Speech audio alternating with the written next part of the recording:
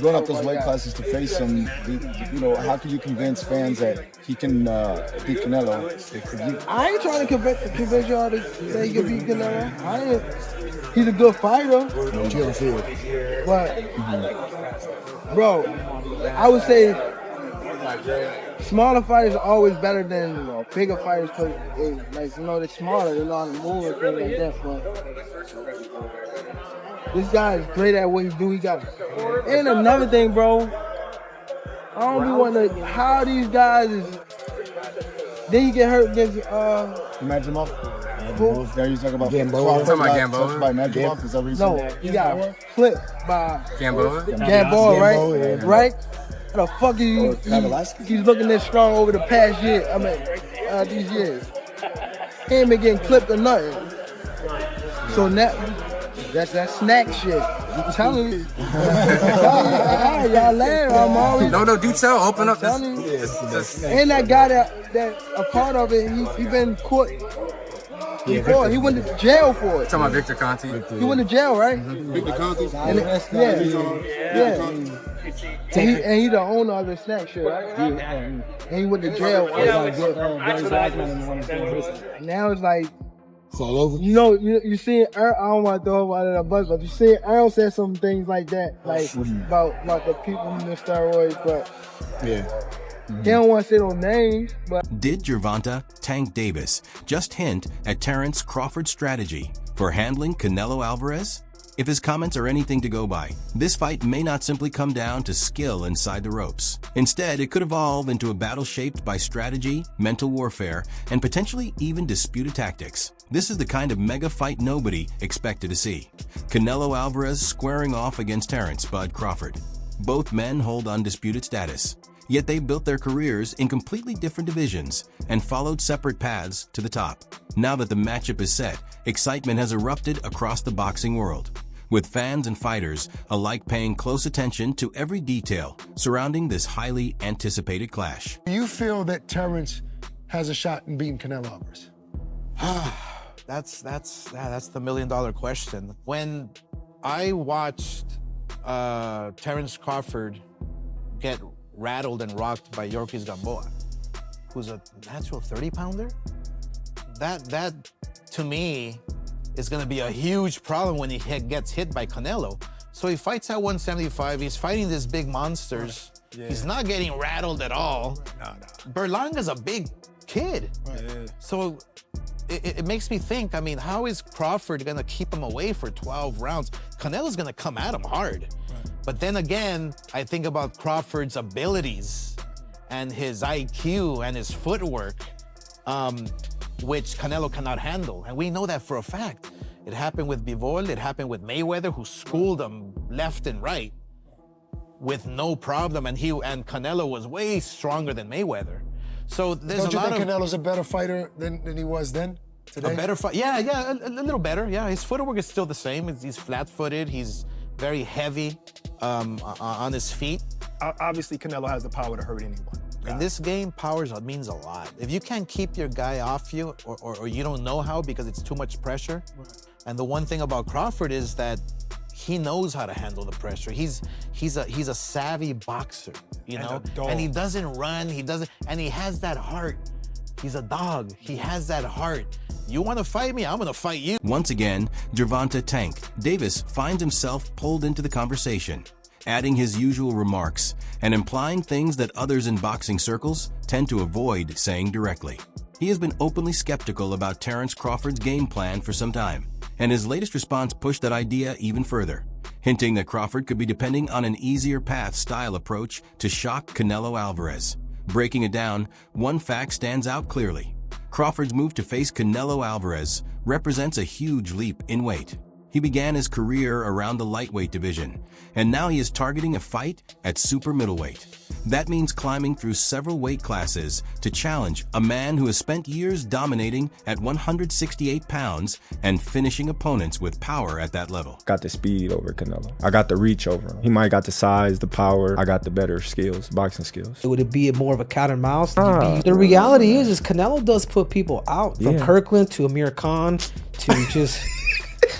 Don't diss. Obviously, he's talking about Amir Khan. I'm just saying, man. No, but he's not. Kovalev. Kovalev We have to was respect older. the power of And he Canelo. does. Don't get me wrong. He does have a lot of power, but all those guys that you name is not as skillful as me. I'm sorry. No disrespect to none of those fighters. The skill level is night and day. So how do you see a fight with Canelo going? Tough fight. Canelo is a great fighter. Like, I always had respect for Canelo, but I just believe in my skills. The fact that people doubt me, it just fueled me even more. Try to get the fight even more. And I'm watching him, I'm like, man, I can beat this dude. I've been fighting people bigger than me all my life, and I always came out on top. You gonna get hit. It's a fight. He gonna get hit too. Even Amir Khan, who has shared the ring with both Canelo Alvarez and Terence Crawford, has pointed out that weight divisions exist for a clear reason, and that perspective carries weight. Canelo naturally brings more punching strength, a sturdier build, and extensive experience against larger opponents such as Dmitry Bivol, Gennady Golovkin, Caleb Plant, and Daniel Jacobs. And on the other hand, Crawford has only recently moved up from welterweight and is now aiming to make history at a much higher division. However, according to Tank's viewpoint, this isn't just about chasing legacy. It's also about how things look on paper and the story being created around the fight. Size, bro, remember, like, Crawford then is a big boy as well. Crawford's a big guy when it comes to weight. A box fight. Yeah. I think Crawford, in my opinion, but size might matter. But then again, I think since when I fought Canelo's become a better boxer. He started boxing more better. You know what I mean? Technical more. Especially against the last fight against Mangui. He boxed really well as well. And he's looking really good. He's still, a lot of people might say, oh, he's getting old, this, that, another. But no, Canelo's still a beast. I mean, Eddie Hearn says Dalton's levels above Adam. What do you think? I think today, Adam proved he is probably on the same level, but in my opinion, both guys don't fight each other just yet. Alright, here's where Tank's comments really start to take a sharper turn, because this isn't being framed as simple banter anymore. It's being treated like a deeper accusation about strategy and intention. Gervonta Davis isn't just throwing criticism around lightly here. He's essentially questioning the entire way Terence Crawford is approaching the challenge. From Tank's point of view, Crawford isn't necessarily preparing to meet Canelo Alvarez in a straightforward, aggressive exchange. Instead, the suggestion is that he's carefully shaping a storyline around the fight, one that emphasizes intelligence, control, and superiority before they even step into the ring. In other words, Tank is implying that rather than a pure fight fire with fire mentality, Crawford may be presenting a highly controlled image to the public, building a narrative of dominance and boxing IQ that's already being accepted before the opening bell even rings. Stay in Canelo's ass a little early on, put Canelo behind, right? Even if it's 3 out of the first 4 rounds, because when Canelo has to fight, okay, when Canelo has to step it up, after 7 rounds, he starts to fade a little bit. We've seen that with Bivol. We've seen it in a lot of his fights with Triple G.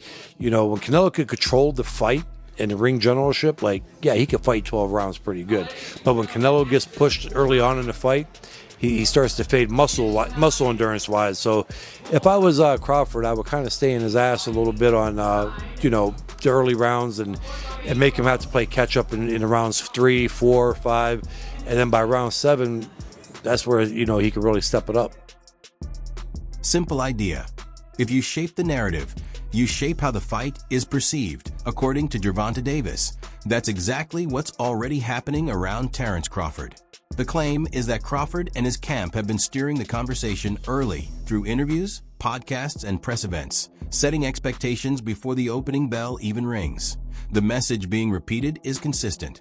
Crawford is portrayed as exceptionally intelligent in the ring, someone who reads fights on a different level. His movement is described as world-class, his footwork as something that could potentially trouble Canelo Alvarez, and his overall skill set as uniquely advanced. And Tank's point is simple. Those talking points keep coming up over and over again.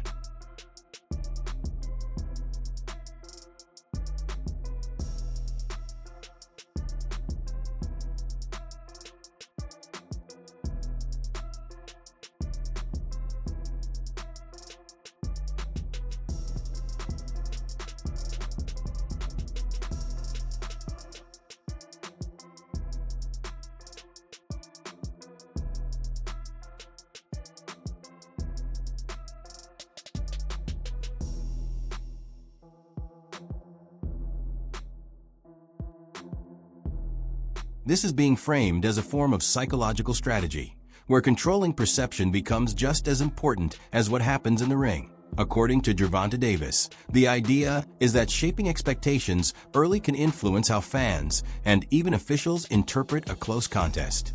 The claim suggests that if a fighter builds enough belief around their skill set beforehand, even a competitive fight can later be viewed as a dominant performance. From that perspective, the narrative around Terence Crawford is already being reinforced through talk of elite ring IQ, sharp counters, and evasive movement. The argument is that if those elements show up on fight night, along with avoiding heavy damage, the public perception could quickly swing in his favor. Tank has described this as more of a smokes and mirrors approach, pointing back to Crawford's previous victories, including his win over Errol Spence Jr., where his intelligence and control in the ring strongly shaped how dominant he appeared. Expectations for what the next couple of months are going to hold for both guys? This is going to be super interesting for Canelo especially. Everyone's focusing on Terence Crawford because he's a smaller guy. How much weight is he going to put on, et cetera, et cetera. No rehydration clause in this fight. Meaning, you know, like when Floyd Mayweather fought Canelo Alvarez, because Canelo's the bigger guy, he put a rehydration clause in because Floyd was the money guy. If Canelo wanted the payday, he had to acquiesce and give Floyd what he wanted. Canelo's the money guy. Terence Crawford can't go in there and say, hey, I want a rehydration clause. Not that he even would, right? So everyone's looking at Crawford. How big is he going to be? But I'm looking at Canelo. What Canelo comes into this fight? The older Canelo, meaning the younger Canelo, the older guy, you know, the old, long time ago Canelo, who was a really well-rounded counterpuncher, who could do everything, or this more recent Canelo, who just hunts guys down and has become more one. Tank's viewpoint comes down to this. If the fight ends up being even slightly competitive, Crawford's promotional narrative will likely frame it as a dominant performance in his favor. In Tank's eyes, that shifts away from pure boxing ability and starts leaning into the way the story is sold afterward. Now, whether that approach is clever is another discussion. In some ways, it is. Crawford has been presenting his style, ring intelligence, and timing in a way that almost mirrors a Mayweather-like legacy build. He's carefully shaping how people see his skill set, but Tank questions the honesty of that approach. From his perspective, it crosses a line. He feels it turns into a sort of prearranged perception battle, where expectations are managed, so that Crawford can come out looking like the clear winner in public opinion, even if the actual fight doesn't reflect total control. A lot of people that say that Crawford can beat Canelo, no problem. I mean, I respect that, but I just think they're stupid. I mean, excuse my language. The size difference of a bigger man changes everything with one punch. And I can see the same thing. I mean, you saw Canelo Alvarez fighting Amir Khan. Now, look at this. Terence Crawford moved from 47 to 54 to fight Madrimov. What did he do to Madrimov? Nothing. Okay, Madrimov was a 54-pounder. Now, to move up to 168, that's 2 more divisions. Canelo Alvarez will take any punch from Crawford, but I don't think Crawford will take any punches from Canelo. Remember, Canelo got hit by Triple G, the heaviest hitter in that division. And Canelo took those shots like a champ. I don't think Crawford has anything to beat Canelo. Timing matters here as well. Crawford has been making the media rounds, showing up on platforms like Hotboxing, $1 Million Worth of Game, and ESPN, where he keeps emphasizing that his boxing IQ is his biggest advantage. Even his trainer, Bomac, has been reinforcing that same message, insisting Bud is too sharp for Canelo and would stay several steps ahead at all times. This is where things start to heat up. Amir Khan, who has shared the ring with Crawford in training after being stopped by him, has also gone on record supporting Bud completely. In his interview with The Ring, Khan described Crawford's boxing IQ as near perfect, saying he seems to read everything unfolding in front of him. Khan also went as far as to suggest that Crawford hits harder than many give him credit for. That directly clashes with Tank's view. Tank has recently downplayed Crawford's punching power, arguing that it's only average and wouldn't carry the same impact if he moved up to 168 pounds. Still, Khan disagrees. He believes Crawford has just enough power to keep someone like Canelo cautious, while using movement and precision to rack up points without taking unnecessary risks. That Crawford could beat him, because Crawford is a big 147 fighter and is strong as well, which a lot of people don't give him the credit for. I think that fight, if it does happen, as long as Crawford stays away and just boxes and be smart, he can win that fight. I think Crawford's a better fighter than Charlo. And he's a smart fighter as well.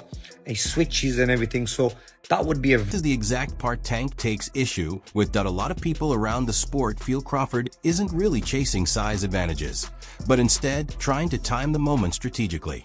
In other words, it's less about moving up in weight and more about picking the right version of Canelo at the right time. To Tio be fair, Canelo isn't operating at his absolute peak anymore. His recent outings haven't been as dominant as his prime years. Against Bivol, he looked out of rhythm and struggled to impose himself. And even his win over Gervonta Davis didn't exactly silence doubts or reinforce the idea that he's still the undisputed force at 168. Despite the win, critics questioned his performance by saying that Canelo failed to deliver an exclamation point. And of course, unsurprisingly, David Benavidez was once again brought up in the conversation. People that were critical about Canelo's way of navigating the fight have pointed out that if Canelo can't knock out a much less experienced Edgar Berlanga, it's then very obvious why a fight with David Benavidez is something that Canelo isn't really interested in. As of right now, a rematch with Dimitri Bivol, assuming that he wins against Arthur Beterbiev, is more likely to materialize rather than Canelo fighting David Benavidez. Canelo Alvarez has already made it clear earlier this week that a rematch with Bivol at 175 for the undisputed light heavyweight title is the tentative plan, provided of course that Bivol is successful in capturing those belts this coming October 12th against Arthur Beterbiev. What about you? What are your thoughts about that fight? And has Edgar Berlanga managed to earn your respect? This issue is rooted in how he thinks Crawford is approaching his career path.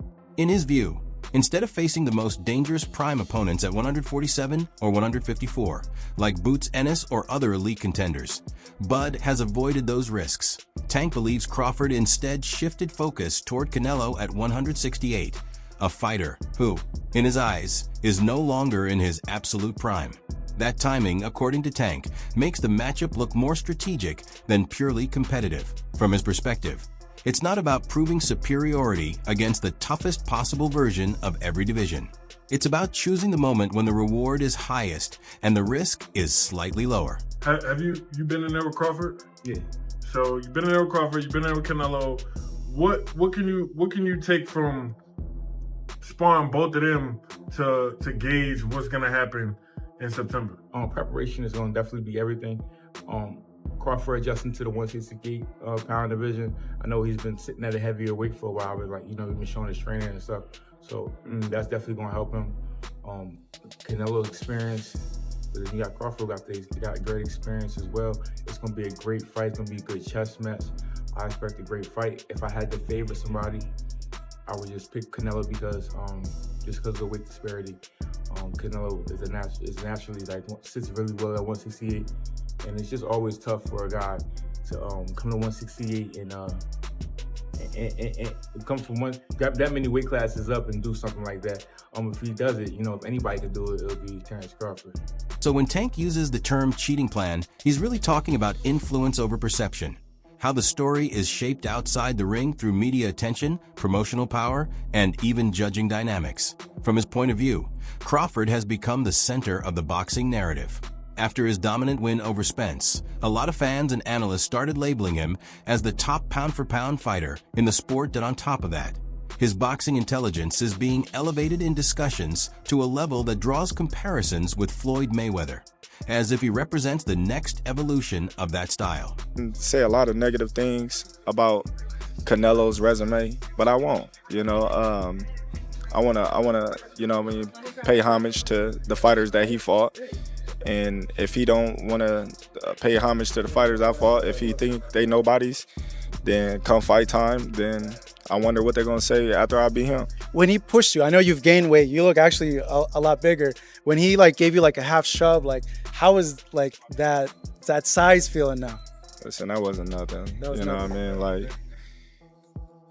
That little push didn't do nothing, as you can see. But come fight time, we're not going to be pushing, we're going to be punching, so it doesn't even matter. Tank's concern extends beyond just this matchup. It also connects to how he thinks scoring and perception evolved in Floyd Mayweather's later career.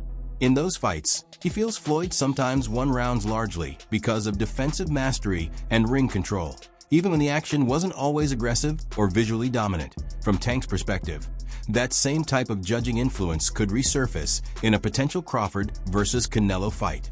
He believes Crawford's team is already shaping public expectations early, building a narrative that could naturally sway fans and possibly even judges toward him before the fight fully unfolds. In his eyes, that's less about boxing itself and more about controlling the story around IT. That IT also adds to the personal tension between Tank and Crawford. Their relationship has never been particularly friendly, with distance and subtle shots exchanged over the years. At one point, Tank's camp even hinted at a possible clash, but Crawford dismissed the idea.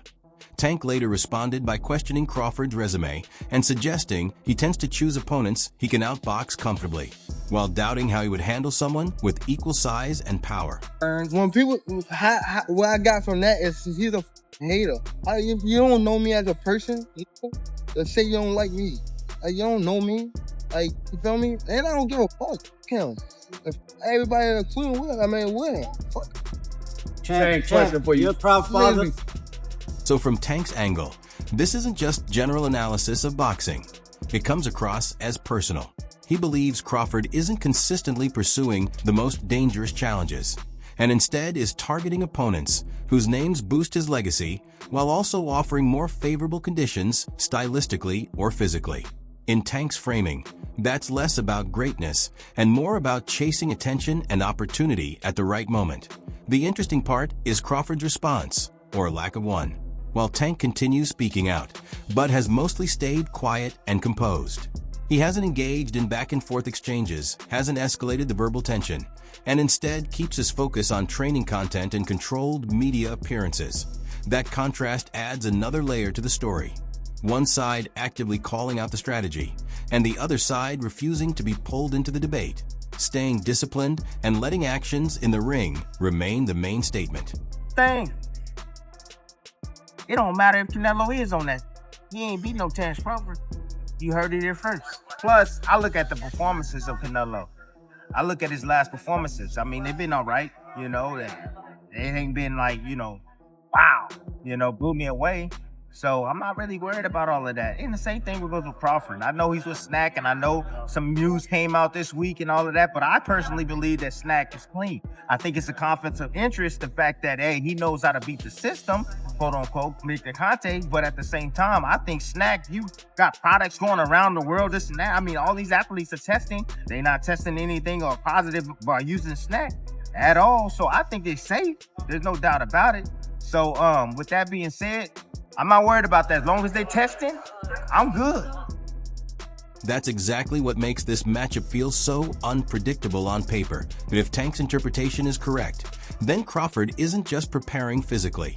He's also shaping the mental side of the fight in his favor.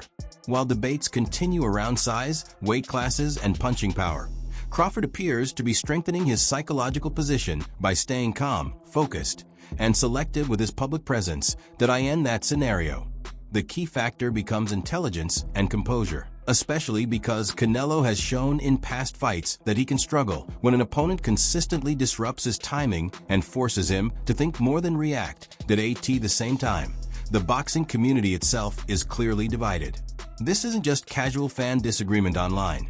It includes former champions, trainers, analysts, and active fighters all taking different sides and building strong arguments for either fighter, almost like a split verdict before the fight even happens. The others say, no, that's 2 more weight classes. Once he gets touched by Canelo, it's going to be different. I am concerned about him absorbing a Canelo punch, especially through the course of 12 rounds.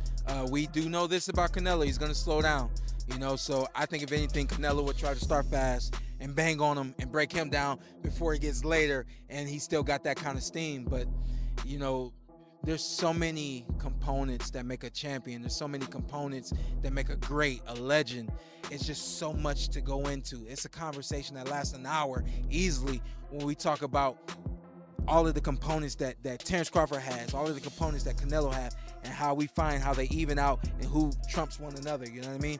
We tried to do that with Errol Spence and Terence Crawford, and we see how that panned out. You know what I mean? So On one side of the debate sits the Canelo camp and his most loyal supporters, who feel his strength, experience, and trademark body punching would overwhelm Crawford, particularly at 168 pounds. From their perspective, moving up in weight changes everything, and it's not something skill alone can fully cancel out. That view is also echoed by respected voices in the sport. Fighters and former champions like Shane Mosley and Bernard Hopkins, along with people connected to David Benavidez's camp, have suggested that Crawford may be underestimating how effective Canelo can still be at super middleweight. Their argument centers on the idea that a bigger, more seasoned Canelo remains a serious threat, even against elite technical fighters. Shane, what do you think about Canelo and Crawford? I think Canelo's too big for Crawford. I think Canelo's too big for Crawford. I think that's the reason why if Crawford was a mover like the rest of the fight, then maybe he can have a good chance with Canelo. But I think that being that Crawford is a fighter, that's gonna be his problem. He's a fighter. He wants to fight. And he's gonna move a little bit, but his heart is not in moving. So he's gonna have to sit there and fight with Canelo. And if you sit there and fight with Canelo, and he's that much bigger than you, then I don't know.